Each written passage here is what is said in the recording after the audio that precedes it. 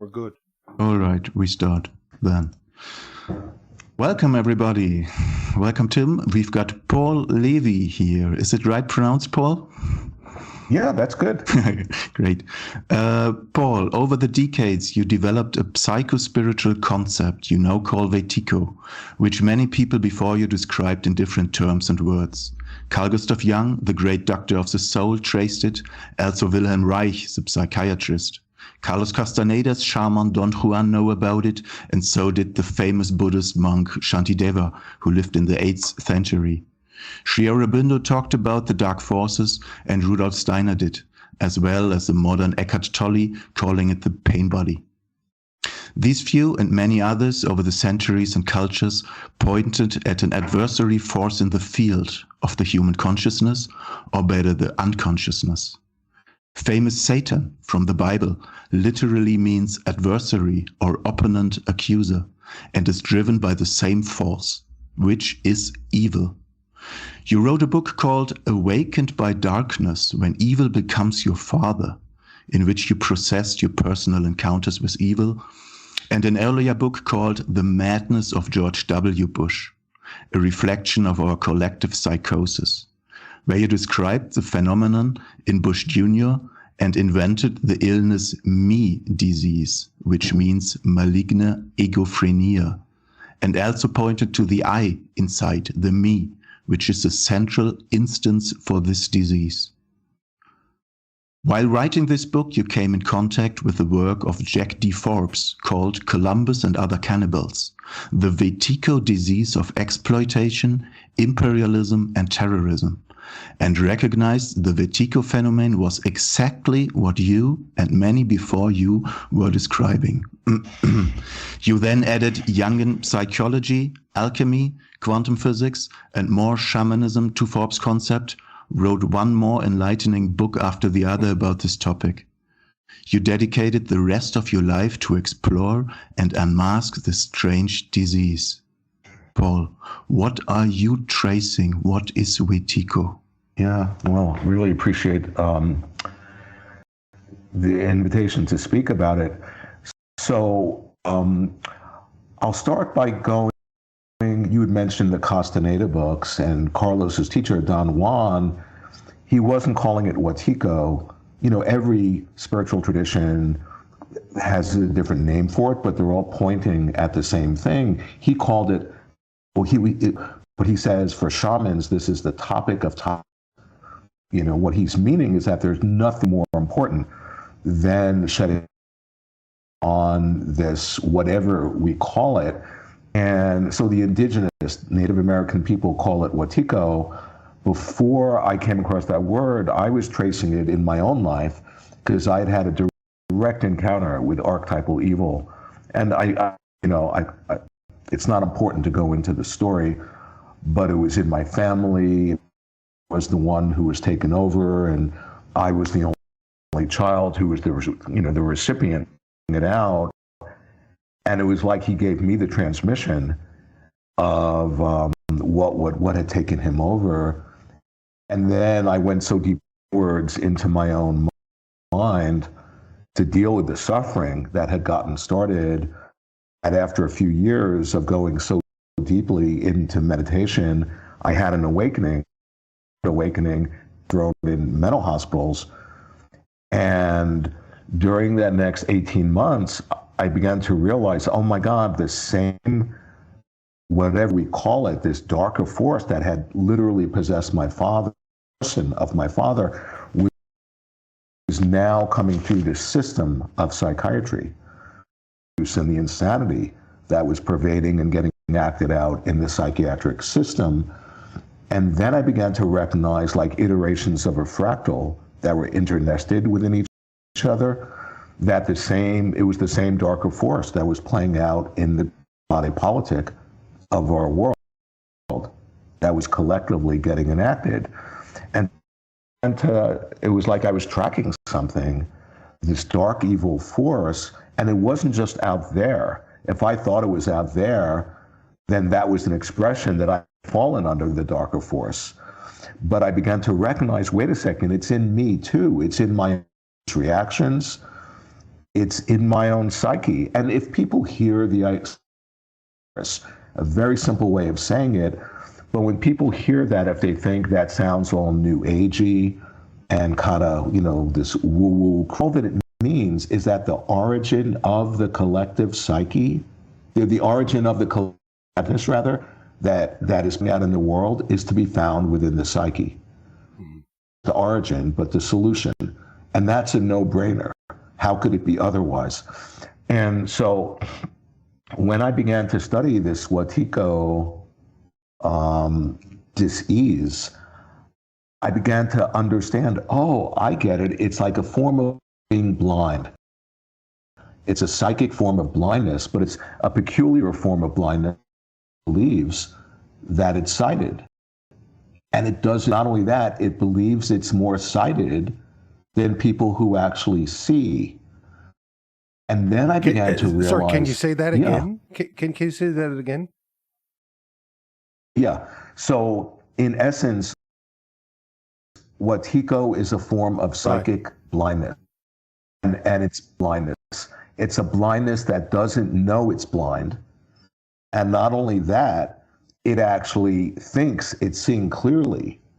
And not only that, it thinks it's seeing more clearly than people who are actually clear-sighted. Okay?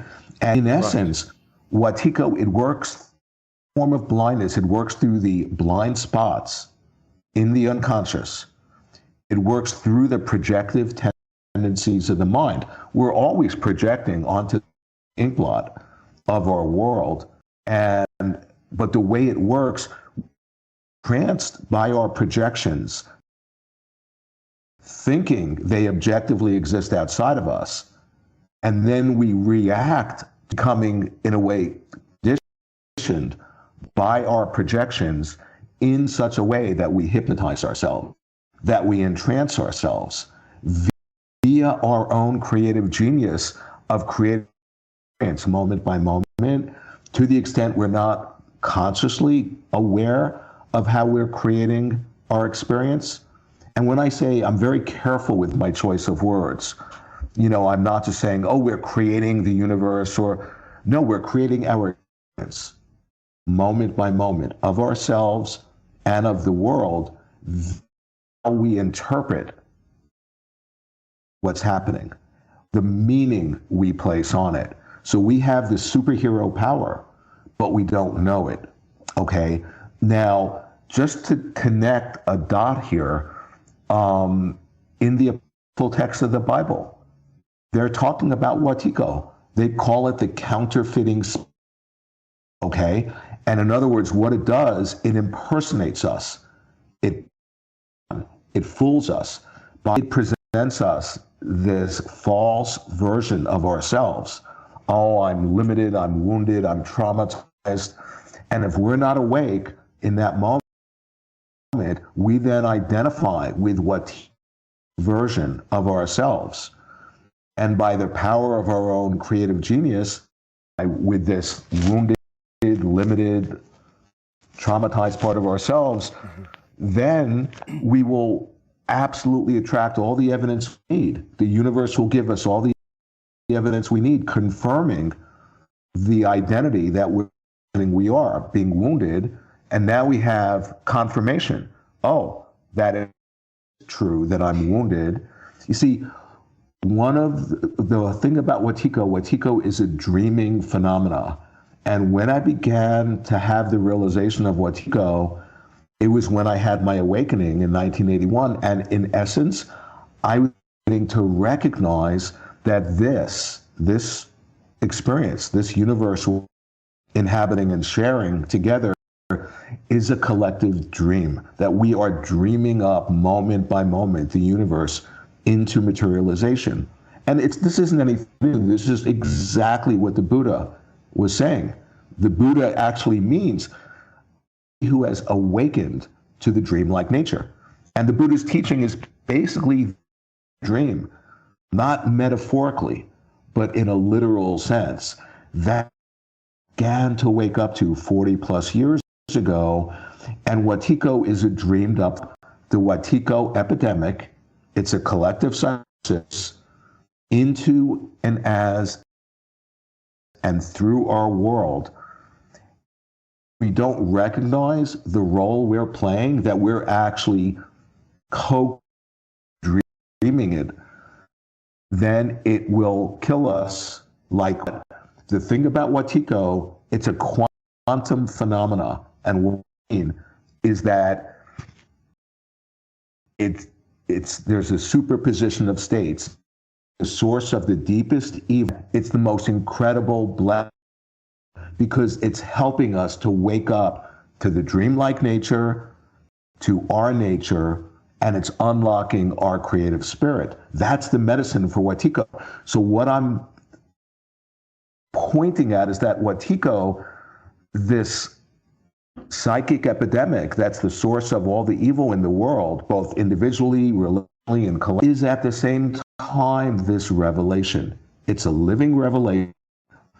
And how it manifests, is it going to take us down and kill us, the human species, or is it going to help us evolve? It depends on if we recognize what it's revealing to us. Okay? And so that's just like a small little bit. I could, you know, I've already written 3 books, and it's like an unbelievable, it's like tapping into this infinite stream.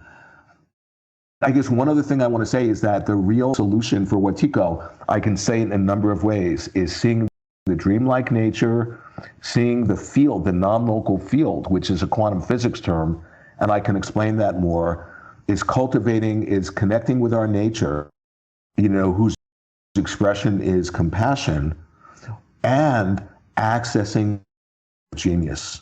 Because we all are these creative geniuses. We're interfacing with the creative source every moment. But to the extent we're not conscious of that, you see, Wetiko, being the counterfeiting spirit and impersonating us, it's a master at doing that, but it has no on its own. So its strategy is to plug into our creativity that we're unconscious of and turn it against us to fulfill its sinister agenda in a way that if we aren't awake to what it's doing, we then get destroyed. Well, that was so much, Paul. Thank you very much. That was a very nice explanation. Where should we continue? As you suggested, both of us, Thomas and me, we're both very highly interested in the mechanics that make it work. Why don't you explore a little bit the fact that it is a quantum dynamic phenomenon? What is quantum mechanics? How does it work, and how can we recognize it? So, you know, there's a book that I wrote. I was so switched on and had my mind blown. Quantum physics is about that I wrote this book. And so physics came into the world and into our mind about a century ago, you know. And before quantum physics, you know, kind of came into our world, physicists thought this universe existed objectively, separate from themselves, and they were just trying to study it to understand how it worked. And then what quantum physics stumbled onto and empirically proved again and again is that the act of observing this world actually influenced the world that we were observing. Okay? And what I just described, that's exactly like a dream, where we're in the dream and are not separate. And if we change the way we're perceiving a dream, the dream, being nothing other than a reflection of the mind that's observing it, has no choice but to shapeshift and reflect back our change in perception. You see, so quantum physics was beginning to tap into what I call an unlike nature of reality, okay? And this is just so unbelievably, like, just mind-blowing, this realization. And what it means is that the act of observation is creative, okay? And what that means is that we ourselves have this unconscious superhero power by the way we place meaning on our experience, like I was saying, by the way we interpret. And so what quantum physics actually is that it makes no sense whatsoever. It's complete nonsense to talk about an objective world. There is no correlate in reality to an objective world. It's just an idea that the world exists objectively. But we've become so entranced in thinking the world exists objectively. It's what I call an objective reality hangover. Just like when somebody gets drunk and the next day they have a hangover, our species is experiencing a hangover from being entrained and entranced thinking the world exists objectively. Okay? Now,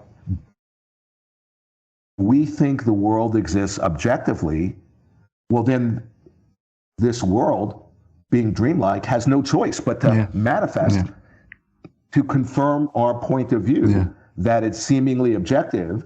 So now we have all the evidence. Well, the world is objective because that's the.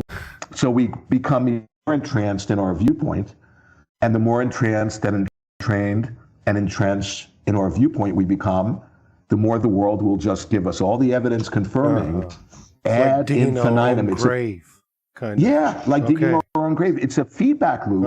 It's a self-perpetuating feedback loop whose origin is in our own mind. Okay? That's the nature of Wetiko. Now, here's the world as objective has another half. And the other half is if we think the world is objective, we are creating ourselves as an independent subject, an ego. Yeah. From the world as an object. So experience of ourselves as a subject and our experience of the world as an object reciprocally co-arise and in this mutual way reinforce each other, creating this illusion generating illusion. That's David Bohm's term. David Bohm was talking about the key to sanity is seeing through this illusion generation. And so, like, for example, actually, so when we realize the world doesn't exist objectively, then all of a sudden, what happens to us as a subject? Because in order to be a subject, we need an object to be in relationship with. In order to be, if there's no object, who are we? Yeah. You see, so this is where quantum physics has unwittingly promoted itself to be a spiritual path, shedding light on our nature. Because who we are is not this limited reference point in third dimensional space and time, i.e. No, who we are is much vaster. We're in the universe and all of our nature, because people talk about, our true nature, because one of the solutions and the medicine for physics is to remember who we are. But that's such a cliche. Who are? What does that even mean? Well, I point out in my work, when you start to connect with who you are, you begin to have the realization that your is creative, that you are interfacing with the creative source of the universe. But because we're unconscious of it, then it gets dreamed up in a destructive way. But when you realize your nature and you realize your nature is creative, being a creative person, and you express yourself, and the more you do that, the deeper is your realization in a positive feedback loop of destruction that creates light upon light. So that's why to remember who we are, express ourselves creatively, these are all different facets of the jewel that acts medicine for Wetiko. So I point out that quantum physics is offering us the revelations emerging from quantum physics are giving us, are showing us, are revealing to us the medicine for the Wetiko mind virus. But the typical physicist isn't trained to recognize quantum physics is showing us is that this is a dream. And very few physicists are able to understand and to integrate and to realize within their own mind that, and here, I'm not a physicist at all. I have no training, never taken a course in physics. And yet I was just, when I had my awakening, I reversed. And when I found the work of quantum physics, I began to realize the words articulating this world I had fallen into. That's why I got so switched on and excited about quantum physics. So I could go on forever about this, but that's just a little bit answering your question. Great, Paul. Thank you. This is very inspiring, and I see a bit the risk for people after a new age deception to go back again very on a high level and thinking I can create everything I want. I am God. I am the master. I am the absolute. Does it make sense to talk about limits in a concept without limits? Is there a natural law outside? How is well, the thing is, I get so triggered when I hear these new age people say, I can create the universe, or to how when people say to me, I have this lucid dream and then I can control the whole dream. I can control. That shows me the lucid dream in the full sense talking about, because people, they're conflating their ego. That's the illusion. That's the separate self. And they're thinking, me as an ego, I'm creating the universe. No, when you wake up, you see through the illusion of the ego and recognize is that you yourself are being dreamed. It's what I call the deeper dream. A meditating Buddha who's having a dream of our species. And each of us is the dream of that meditating Buddha. That meditating Buddha is the symbol for who we actually are. It's what I call the deeper dreaming. So we have to be really careful. We don't want to conflate the ego, true nature, and that's what a lot of people do. Now, what quantum physics is actually offering us is it's expanding the realm to almost previously unimaginable degrees. Okay? Yeah. And if I could give a very specific example, and keep in mind, this is the of the hardcore sciences, okay, physics, quantum physics. So in quantum physics, very simply, was trying to the building block of this physical, and they kept on going down in scale. And more, they didn't find anything physical. They found mind. They found consciousness. And then they came up with this conception, describe what they were finding, and the conception was, let's call it an elementary particle. That's the most essential thing we could ever discover.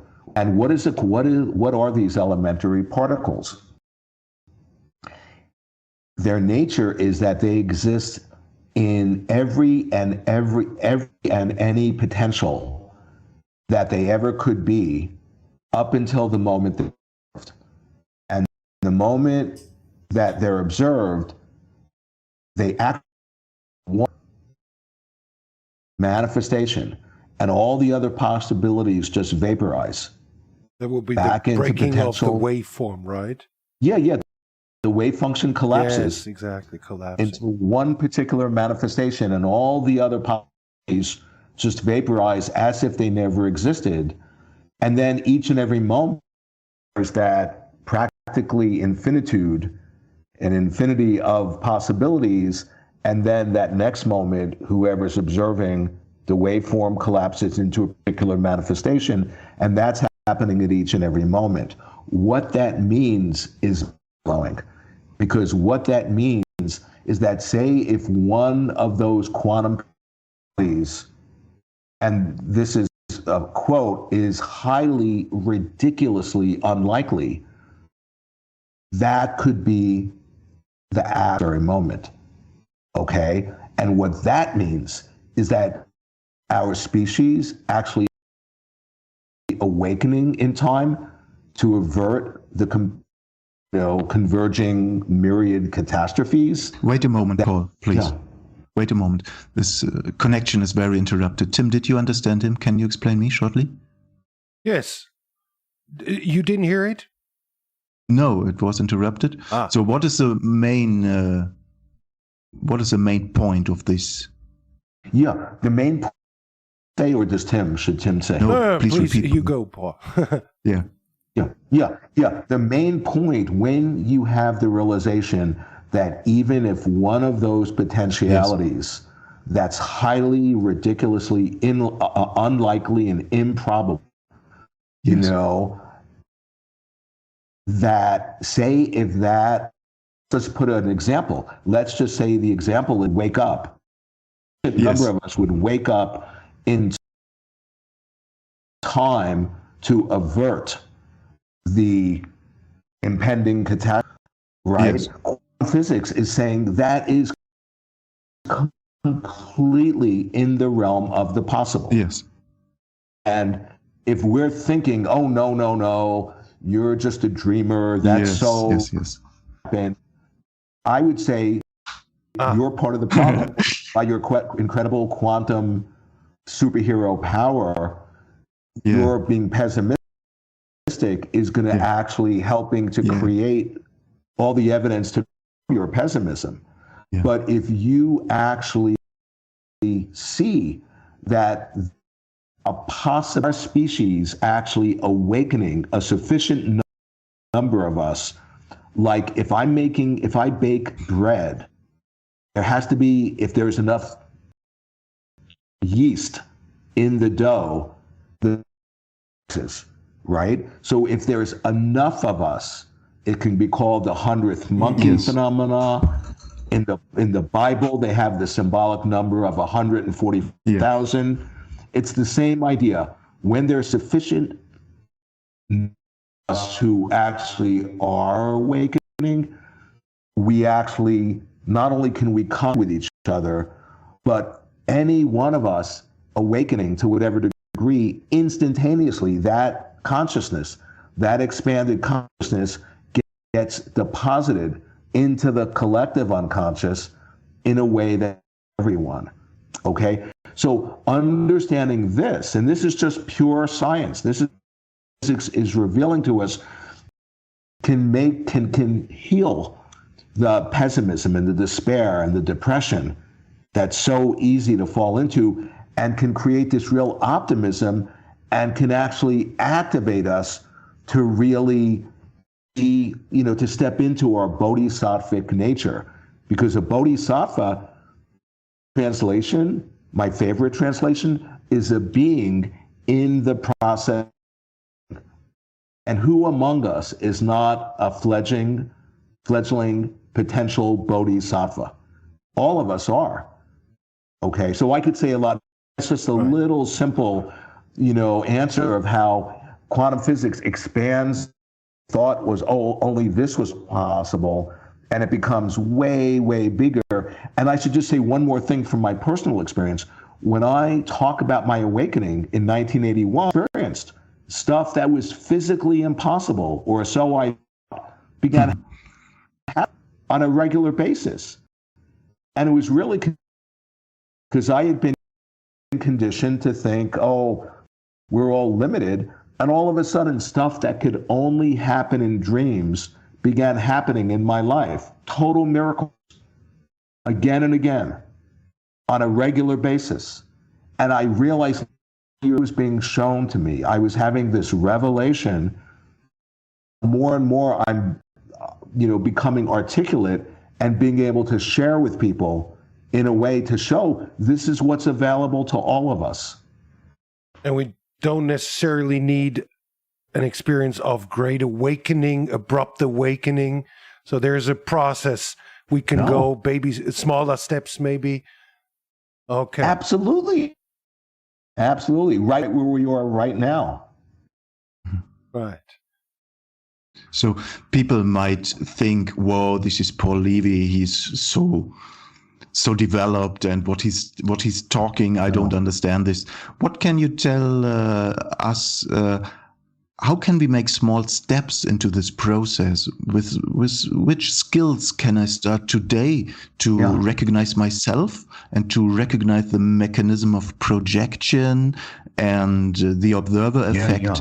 What are the main skills I have to use from now on that my life will be happy again?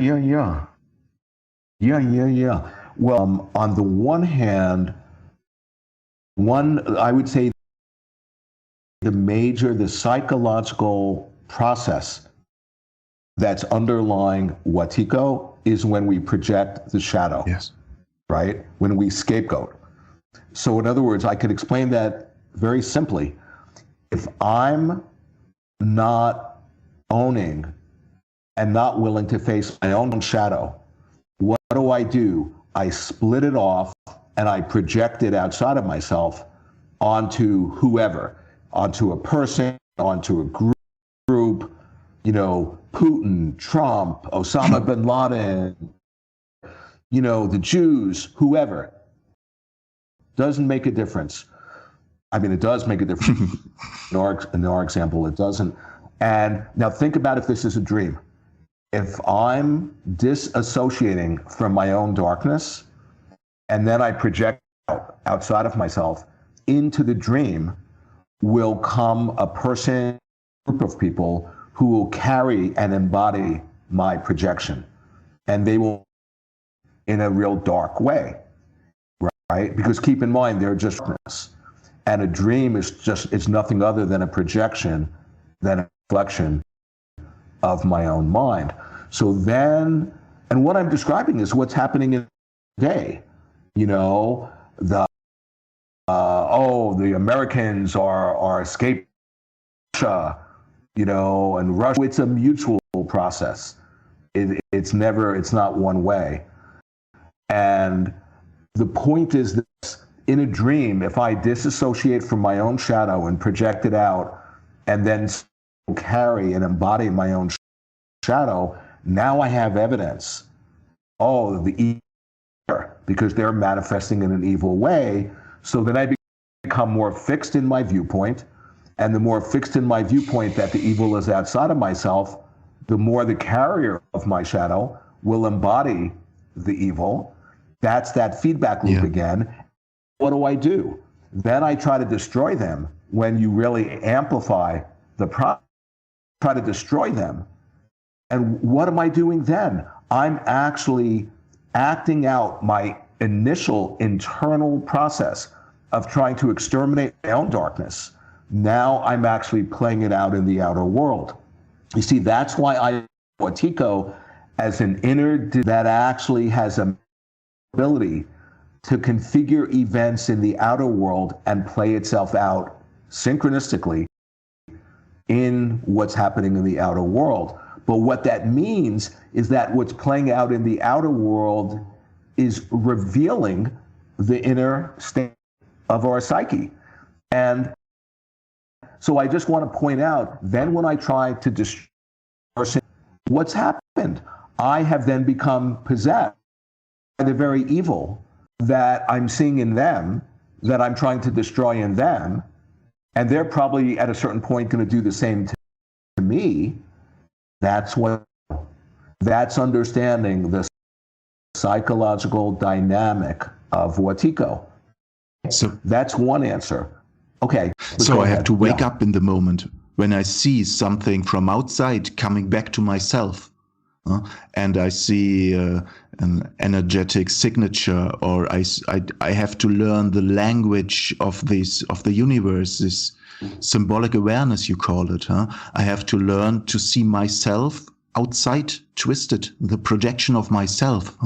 How is this possible? How can I get a feeling for this? The apocryphal text, Christ himself literally says, I am a mirror to those that perceive me. So in other words, say if I'm seeing somebody out there and I think, oh, they're just evil. If I think they're separate from me, you see, in essence, is identifying with the separate self. And as soon as you're an other, as soon as I see you as an other, then I feel fear. Fear is the superfood for Wetiko. Yeah. Okay? But if I see this other person who I think of as evil, and I recognize I'm looking in a mirror, I'm seeing then all of a sudden I've cut through the perspective of the separate self. And that's the doorway into the disease. Okay. Okay, I have to now if I could just, yeah. No, please go on. Okay, if I could just say something, I'm just a translator. It's not that I've discovered any. Every spiritual tradition,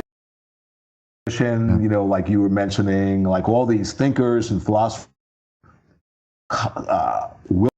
Colin Wilson, Philip K. Dick, Nicholas Bourdieu, Rudolf Steiner, on and on, visionary artists, they've all been pointing at Wetiko, right? But Wetiko can't stand to be seen, because when you see it, you take away its power, and we.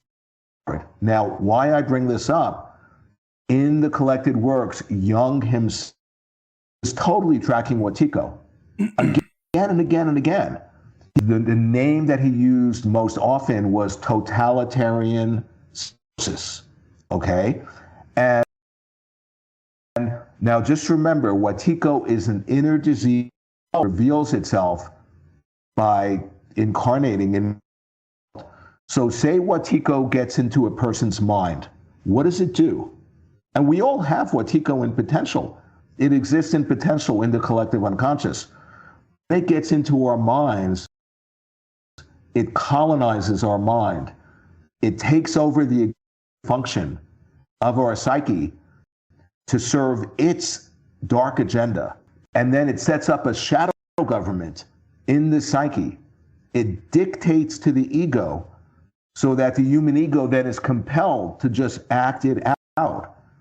And the human ego thinks it's acting out its impulses, but it's actually acting out this higher dimensional, energy. What does Wetiko do? It captures the immune system of the psyche that protects against invaders, and it takes it over. Now think about everything I described as an inner person's psyche. Think about what's happening in the world, where fascist, totalitarian energy is creeping all over the world, taking over the agencies of governments, right? And creating a shadow government, so that it dictates to the ego. It takes away our liberties and freedoms, and we don't even know it. Just like in the psyche, when that happens, you're not even aware that your freedom, you free will. I'm deciding, it's like somebody who has an addiction, and they're not enacting their free will. They just can't help but to compulsively act out the addiction. So what I'm saying is that out in the body politic of the world, with what's happening with more and fascism or a darker force. And I'm not talking just in Germany or United States. I'm talking about it's global. There's a certain darker force that's centralizing power and control, that's wanting to take away all of our freedoms. And in slaves, that's actually a revelation of how Wetiko works inside in psyche. So you see, my whole work is trying people to see Wetiko. Okay, because when you see it, you take away the Quran, the Holy Quran of Islam. They're talking about Wetiko. What do they say? They call it the slinking prompter. That's their name for Wetiko. And it prompts us to act it out. It prompts us to enact evil. But when you see it, what happens? It slinks because it has no power. When you see it, it's feeble. I have one question. When you use that metaphor of a mind virus, or you use that metaphor and apply the real world virus to the mind, then there must be also some sort of immune system inherent also in the mind then? Yeah, exactly. And what I'm taking, and Philip K. Dick, in his, he was totally pointing at this. We all have a psychic immune system to keep out sort of like negative energy that would make us sick. Just like we have a physical immune system, we have a immune system. And it covertly captures the psychic immune system so that our psychic immune system doesn't recognize Wetiko as the invader. Right. So then it just thinks its organism. It lets in, and that's how Wetiko, in a surreptitious, hidden way, takes over the psyche. And we all see this. We have experience when people who are under the propaganda, and you try to talk to them to help them to wake up about what's actually happening in our world, and they'll just parrot the algorithm. And it's not even talking to a human being who has self-reflection. It's like you're just talking to a program that's been installed in their mind. And they think, no, they read like, the mainstream media, and they think, no, I'm in possession of the truth. I know what's happening. And they have no idea of how they're a victim of mind control. And it's like they're a zombie. It's like they become an automaton with no creativity, with no self-reflective awareness. And, I just wrote an article a little while ago, Invasion of the Body Snatchers, the famous movie Invasion of the Body Snatchers comes to life. That's actually what's happening. And then COVID obviously must have been a gigantic synchronicity. Totally. Okay. And I mean, I'm not vaccinated and I will not get vaccinated. And it's just, I mean, that's a huge rabbit hole to go down. Right. Yeah. And I talk about it in my second Wetiko book. The whole last is all about COVID. Yeah. And I'm pointing out, without taking pro or against the vaccine, because that's so polarizing. But, I contemplated from the point of view of a dreaming phenomenon and how to understand it in that way, Yeah. So I think it was already in the Bible, the adversary, Satan, said the best trick of the Satan was to let us think that he doesn't exist any longer. This is the same, pointing at the same mechanism, that we do not see this Wetiko beast or this mechanism, this process it is. So you say when we start seeing Wetiko, it dissolves. We regain our power. It has no power, right? It has no power on its own. One way to understand it.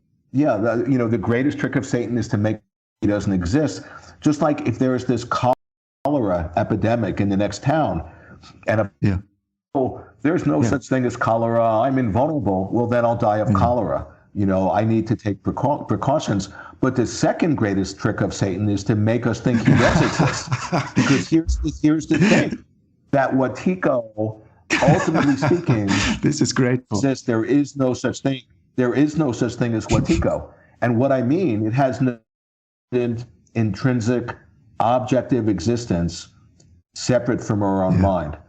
And get scared thinking, oh, there's this mind virus, I need to get more scared. No, then you're offering yourselves into the hands of Wetiko.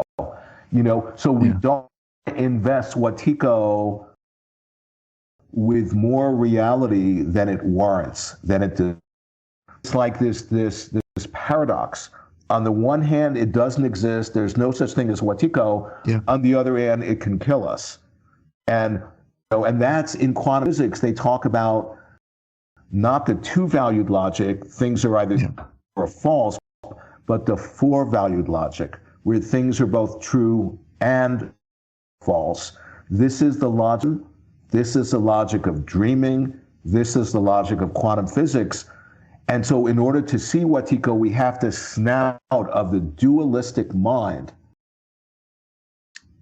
that thinks the subject and object are separate, and recognize, just like a dream, what the observer is the observed. Krishnamurti, the entire problem of humanity, is, I'm paraphrasing, is separating the observer from the observed. That's what quantum physics is showing us, that there's no separation between the subjects, and when you begin to see that, that enables you to see Wetiko. And when you see Wetiko, expanded your consciousness, you've opened your heart, filled with love and compassion, unlocked your creative genius. Wow, that's pretty good. You see, that's where we then become the influence in the collective field to help other people awaken. It's good to get in this direction. Please elaborate on what you call the wounded healer aspect, what changes inside yourself when you recognize Wetiko.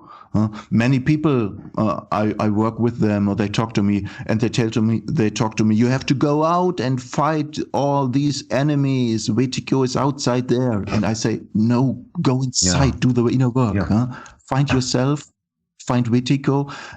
Please elaborate how was change for you? What happened to you? The total view changes, the thinking changes. You're a complete new man after this happened. What Wetiko does, it distracts ourselves. Yes, we become distracting the problem that's outside of ourselves, and then we're unwittingly supporting Wetiko. So to talk about the wounded healer, so what did, like I was saying, I had my awakening in 1981, and why I went so inward, for like a couple of years, I was just one-pointedly just observing, because it was the only thing that was making me feel even the slightest, and such unbelievable suffering from that my father, who, he had no idea. He just was acted it out, and it created, such unbelievable suffering for me. So keep in mind, when I was in the mental hospitals, every single psychiatrist, diagnosed me, oh, you're mentally ill, you're going to be mentally ill the rest of your life. And I was diagnosing them as just being total idiots. I knew I but when I got out, then I had two traumas, the trauma from my father and the trauma from psychiatry. And it's been 40 plus years, and I'm still unpacking the trauma and the suffering. I mean, I live with it 24/7. And for years, I was rid of this pain. And at a certain point, I began to realize, what if it never goes away?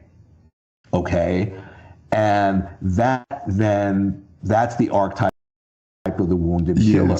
And the wounded healer is somebody who experiences an incurable wound.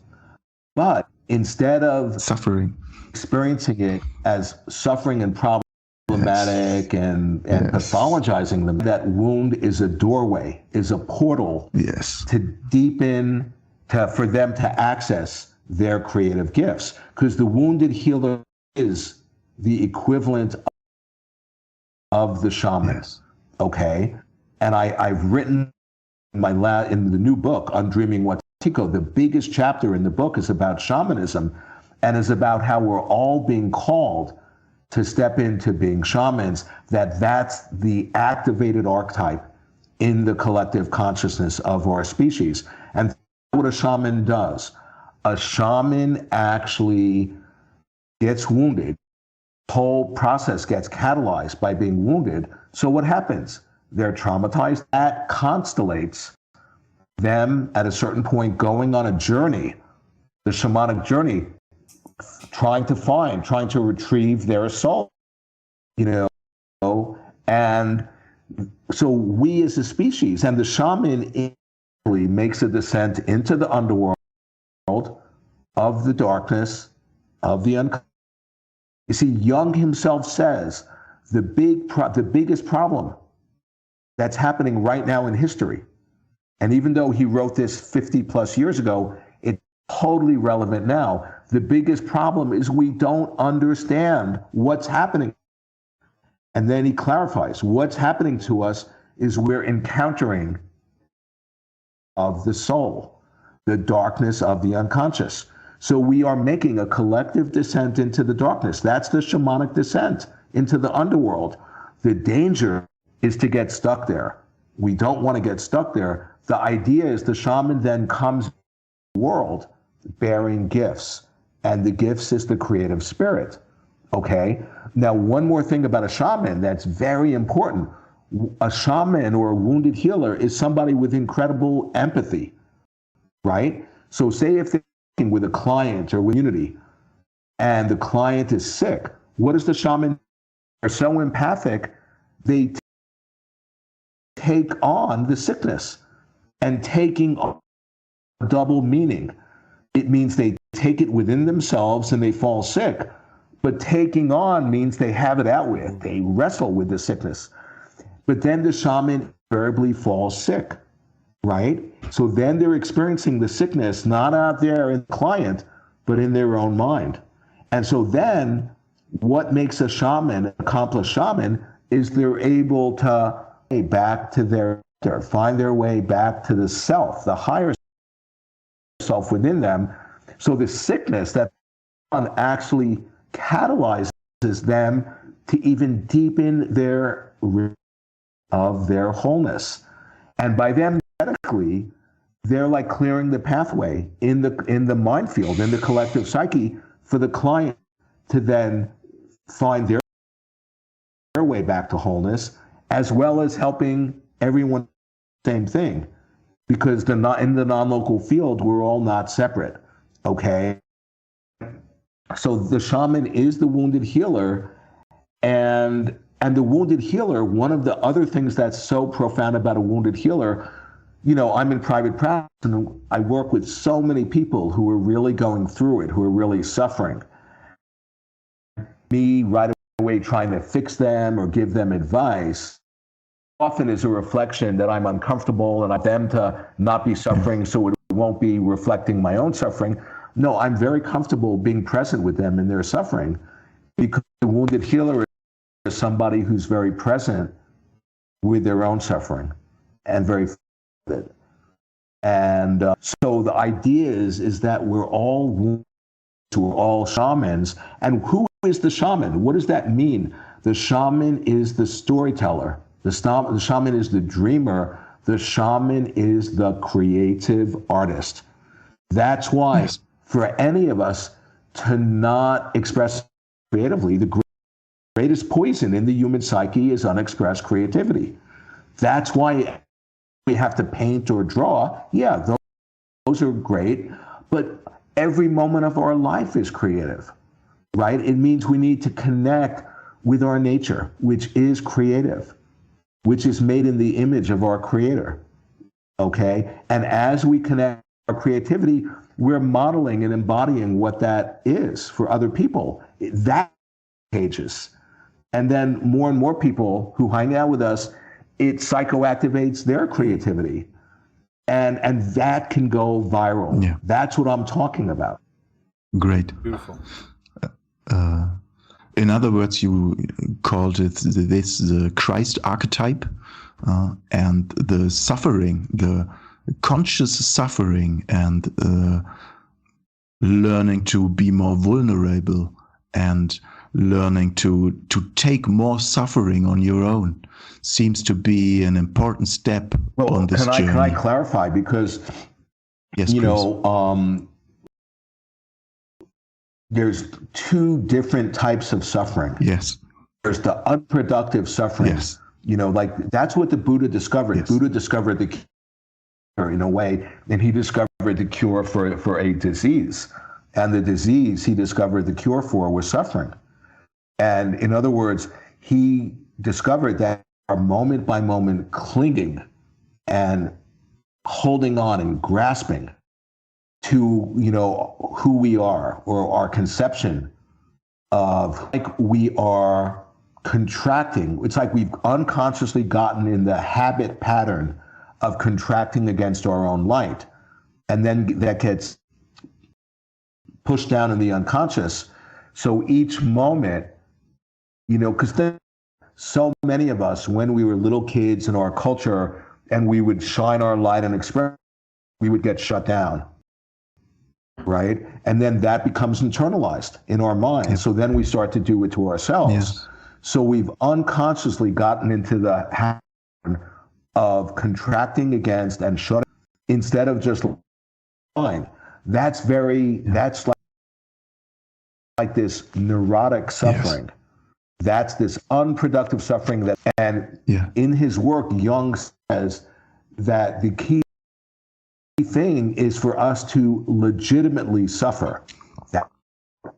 And what he means, it's not the neurotic, unproductive, like the Christian mystics, I think of them, they would experience suffering as coming from God. This is the second type of suffering that's purifying.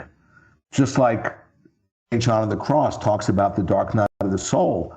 He goes, there's intense suffering, but it's a furnace that if you want to make 24 karat gold, you have to have the heat to make it, purify it. So that suffering is purifying. And that's the suffering, like the Christian mystics really embody, that we actually, and in Buddhism, they talk about the Tonglen, the taking and sending. You actually, in training, you actually, your own suffering. You see, part of the shamanic trip is you realize your own process, your own suffering that you're experiencing as an individual is actually a microcosmic reflection of suffering, of the collective disease. Yes. And when you see that, you listen. And then the idea is, oh, what if I actually consciously experience this suffering so that no one else ever would have to experience? That's when you start, in a way, to carry your cross and to be truly imitating Christ. Because Christ, and I talk a lot about Christ. I see him, you know, he's not just a symbol, but when you recognize the Christ event symbolically, that Christ got dreamed up in collective dream, and who also, there was one hand, and there was Satan on the other. They co-emerged, and that expressing the incredible polarization in the collective psyche. Yes. Here's the light, here's the dark, but they were polarized, right? Now, and then what happened in the Christ event? Christ got crucified, right? And Jung again and again points at that image, that symbol of Christ on the cross, of holding consciously the creative tension of the opposites that's inside of all of us, right? And if we surely dissociate and identify with one of the opposite of the pair, then we create a disease in our soul. But if we hold that creative tension, any artist knows about this, any spiritual practitioner knows about this. It's incredibly agonizing and painful. But if you don't quit from that experience of, in a way, being on the cross, Jung says the transcendent function or the reconciling symbol or grace the ego couldn't have created by itself emerges. You know, and then what happened? What happened to Christ on the resurrected body came out of that. But there was in between. Because after he supposedly died on the cross, he descended into hell. And, you know, so we, as in a way, Christ himself, and Jung says in his books, classification of many, that we are the younger brothers and sisters, that by Christ going through that, he's revealing what actually all of us have to go through. But it involves an incredible direct encounter with evil. There's no getting around. This is what Steiner was talking about. He was talking about greatest momentous event in our time was the incarnation of what he etheric Christ. And so it wasn't incarnating through one man like years ago, but it's incarnating through the collective unconscious of our species. But Steiner was sexualized. We have to encounter the beast. And what is the beast but radical evil? That's exactly what's happening nowadays. Yes. And that Russian philosopher Nicholas Berdyaev, who was Christ and very into the second coming, he makes the same slightly different. He says, if people are waiting for the second coming and just waiting, you're only going to be seeing the crucified face of Christ. What Berdyaev literally saying, to the extent that we express ourselves creatively, then and the instrument for the second coming to come through us via our creative expression. You see, we're participating in that second coming via us connecting with our nature as creative beings. So that everybody's saying the same. I'm just translating it. That's all I'm doing. Isn't that also what the Buddha said when the Dalai Lama, when he said that the next reincarnation might not even be a physical being, but the Sangha, the group itself? Exactly. So, every person with wisdom then to something beyond themselves, all over the world today, they're all, and they're all pointing at Wetiko in with their own symbols in their own way, like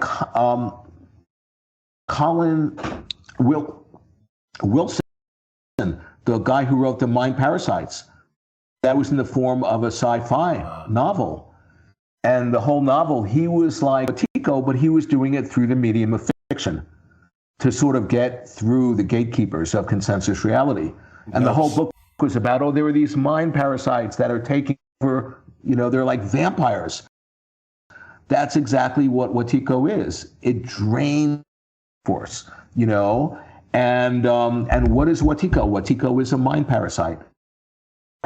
It's a vampire. Those are all just different ways of pointing at Wetiko so we begin to see it. And if people say to me, what do you have of this? I would say, are you kidding me? Just think about addiction and trauma. When somebody, because Wetiko, when it gets into our operating system, it inspires us that kills us. Think about people who are taken over by addictions. They're like, whether it's like a really fast addiction, like just overdosing on drugs, or, I'm too much coffee, I'm smoking too much cannabis, I'm like not eating right. That's a slow suicide. That's another form of Wetiko. Or think about trauma. What happens? Trauma, it's overwhelming. So I split, I dissociate, right? And when I dissociate, in psychology, I don't integrate that dissociated part of the psyche. It develops a seeming autonomy and independent will, seemingly of its own. And in psychology, it's called autonomous complex. The indigenous people call it a demon, right? And then if I'm traumatized, all of a sudden there's this autonomous complex, this demon, so this split off part of my psyche. And what is the pathology of trauma? It's the repetition compulsion. So then I unwittingly, unconsciously, I recreate the moment of trauma, trying to heal it. But by doing that, I'm very pathology I'm trying to heal from in a self-replicating feedback loop that's encoded in that process of recreating our trauma. We're actually trying to re-experience something. So encoded in the pathology is the medicine. That's why I'm saying Wetiko is a quantum phenomena. Encoded in our madness as we're destroying ourselves is the vaccine, is the medicine. To recognize it, right? A beautiful definition of trauma is unexperience. It's so overwhelming.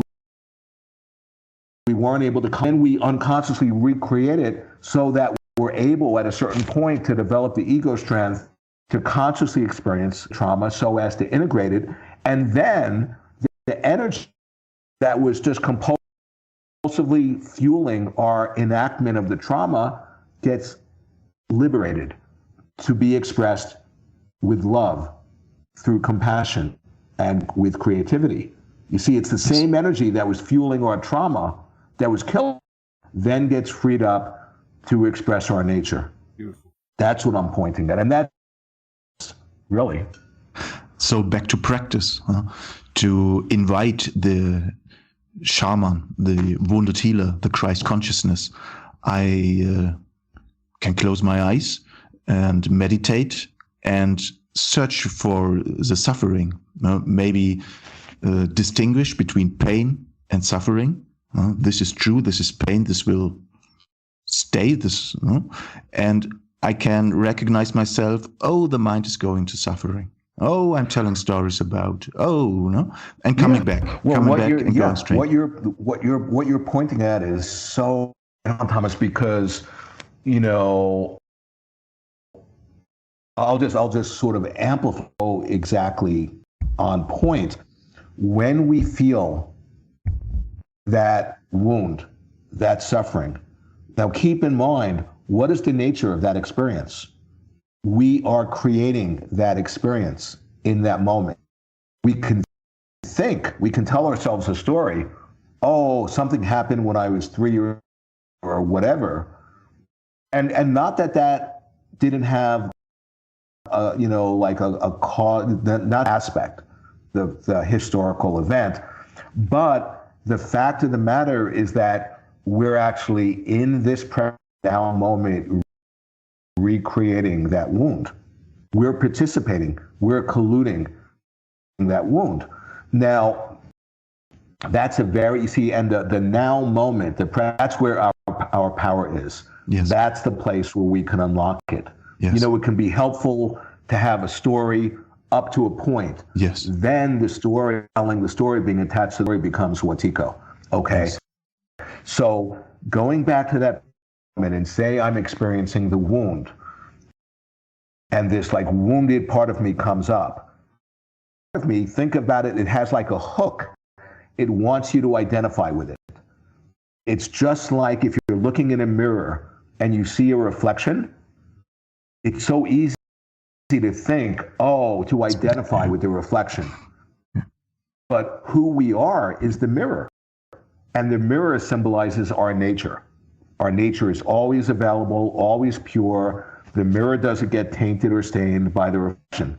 Doesn't make a difference how vile and evil the object is. The mirror is always, never touched by the reflection. In the same way, our true nature available, always pure, but we identify with the reflections, and the reflections are like that wound. So say, for example, if that wound comes up, I'm sitting in meditation, and all of a sudden the wound comes up. If now I have a person is coming up, now I have evidence, then I identify with being a wounded person. As soon as I do that, I'm going to attract more wounds. And the more I do that, the more evidence I have to prove that I'm wounded. Now I'm participating in creating myself as a wounded person. So that's one way of viewing. The other way is, what if in the moment the wound comes up, this is an ephemeral, impermanent display of awareness that actually is not separate from my awareness. And if I don't identify with it and recognize it as the play of awareness, it has no choice but to, in Buddhism, liberate. And the beautiful image in Buddhism, they say, if you take your finger and you write on water, you write a word on water, the very moment the writing appears, it simultaneously liberates back into the water.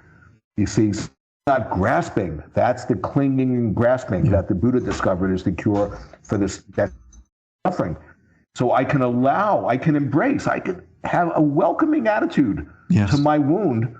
And if I'm awake and recognize it's just the momentary display of awareness, it's not who I am, then it has no choice but to liberate. And then even deepened your realization. The wound becomes an ally. You see, talk about in my work, what happened before Buddha became enlightened? Fighting. Sitting under the Bodhi tree. All the dark, evil the forces of Mara came and were trying to seduce him and distract him and mess with him.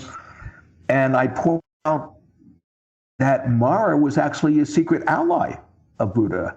He was to become enlightened. It was helping Buddha to develop, like going to the gym and working out Spiritual and developing muscles, a muscle. Mara was helping Buddha catapult himself into enlightenment. Yes. In the same way, our wounds are actually helping us. Yes. Okay? Yes. But if we don't see that, and we think there are options, then, just like a dream, they will manifest as an obscuration. Yes. Beautiful. In exactly the same way that our, catching a cold every once in a while would train your immune system, your physical system, right? Beautiful. Beautiful. Same way, like getting the virus, getting a coronavirus. Exactly. Strengthens our system. Yes. Totally. Yeah. Thomas, we might have to come to a sort of, wrapping conclusion. You have another question that is weighing on your mind? Probably several. Yeah, I could stay in this activation of shamanic healer, but we could go on. I don't know. What about the... Well, could I? Okay, please. No, unless you had a question, because I could go on. Yes. Yeah. Okay, so there's something I want to present, and I talk about it in my work, and it's a phenomena called the hidden treasure tradition. The word is terma, the terma tradition, and a lot of traditions have the idea, but Tibetan Buddhism has really sort of refined it, articulated it, and what it is that there are these terma or hidden treasures that are planted in the multidimensional, right? And they're like alarm clocks that go off in the waking dream exactly the moment they're needed to help us to wake up, right? And in Tibet, there's typically one person whose destiny is to discover that particular hidden treasure. So, it could be a prayer, it could be a teaching, it could be a blessed object, it could be buried in the earth, it could be hidden within a person's mind.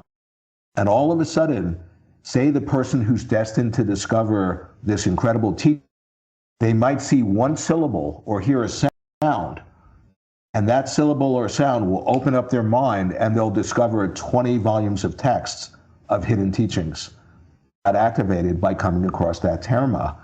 And from the deeper point of view of this being a dream, the enlightened part of ourselves has planted into the fabric these hidden treasures to wake ourselves up. I'm saying this because I've given lectures at conferences, and I point out that I don't want to appropriate the Tibetan idea of terma, but I point out that physics can be seen to be a modern day analogy of a terma. Because like I'm saying, when you understand it in a certain way, that, quantum physics is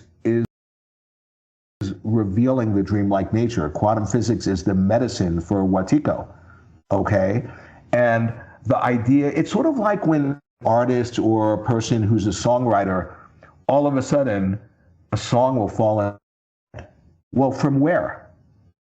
It was just existing in potential, right? And all of a sudden they'll like create this song, and the song will just help millions of people, And or like an example of a terma. Say if tomorrow I have when I go out of the house, I have to remember to bring something. And I'm afraid, say I'll take this water bottle and I'll put it in front of my front door. Yes. And then the next day I'm walking out the door, I've forgotten to bring the object that I need, and I see a water bottle.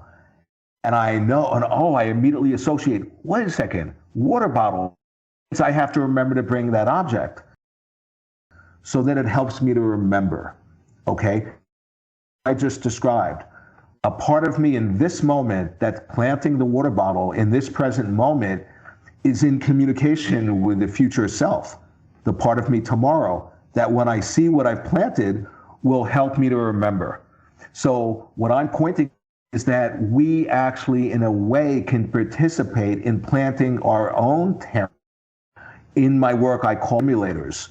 We can plant certain clues in the fabric of the waking dream that can help us to wake up. You see, we have this incredible, untapped creative power. And Wetiko is sort of imprisoned it. This is exactly what in alchemy, in Gnosticism, they say spirit has gotten imprisoned in matter. Oh, beautiful. God has gotten imprisoned in physical matter. And we, as the alchemists, or the Gnostics have turned to, we need to liberate. In Kabbalah, they talk about exactly this, to liberate that have gotten imprisoned in these shells or husks that are keeping those divine sparks imprisoned. Every spiritual tradition is pointing at this. We are getting cast in the role of the ones who need to find and unlock and to liberate and to remember. And remember it means putting our members back together. It's retrieving the soul. That's what the shaman does. We're being cast in that role. And when any of us do it individually to whatever degree, we're helping all of us do it, because we're not separate. You see, that's the real solution and the cure for Wetiko is we don't exist as that. We are interdependent, we're interconnected, and when you recognize that, the energetic expression is compassion, is love. Okay, we're all in it together. You know, this is, Jung talks about, we're all being cooked in the soup together. And so it's really our responsibility to save us. Anyway, so yeah. Great, Paul. Any better words to finish this interview? I think it was very beautiful. Sure. No, I appreciate it, and you know, I'm special. I'm just an ordinary with my drama. You know, people who might. Yeah, I have my stuff that I'm continually dealing with and acting out, and but what I do want to say at the beginning of the interview, I was quoting Juan, who's talking about, in essence, Wetiko is the topics that encoded into the incredible blessing. It's not just the cure for the disease, but it's helping us to wake up to who we are. That Wetiko is the greatest catalyst for human evolution that we've ever known. And that's what this is all about, having the realization that we can consciously step into our own evolution. Realize that, then we're fated to destroy ourselves.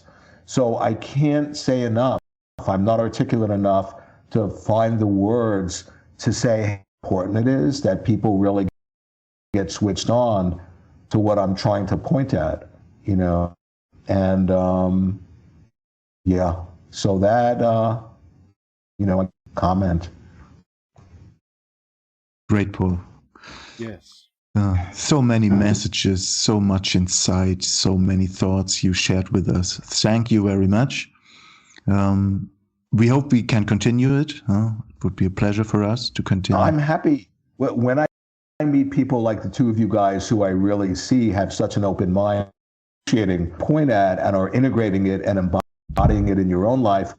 I'm happy. Yeah. You know, I get so many people wanting to interview me and all these demands and people will fly me around. I'm very selective, but I'm happy. If you guys want to meet again, I'm happy to do that. Thank you, Paul. Yeah, thank you very much. Let's stay in contact, maybe through mail or so. Yeah. Thank you very much for doing this. And, exactly. Thomas said that at the beginning, how can people reach you if they want to reach you? Is there? Oh, okay, sure. Yeah. No, thank you. Yeah, if they want to awaken in the dream, they can just go to my website, which is awakeninthedream.com. AWAKEN inthedream.com. And, you can get my books, but actually, because I'm not home, so I can't send any books out. But then when I get back the second part of March, then, people can, buy books on my website or on Amazon. It's fine either way. And there's a ton for free. There's no paywall because this stuff is it's such medicine. I just want to make it available for people. There's a ton of use just like this, all for free.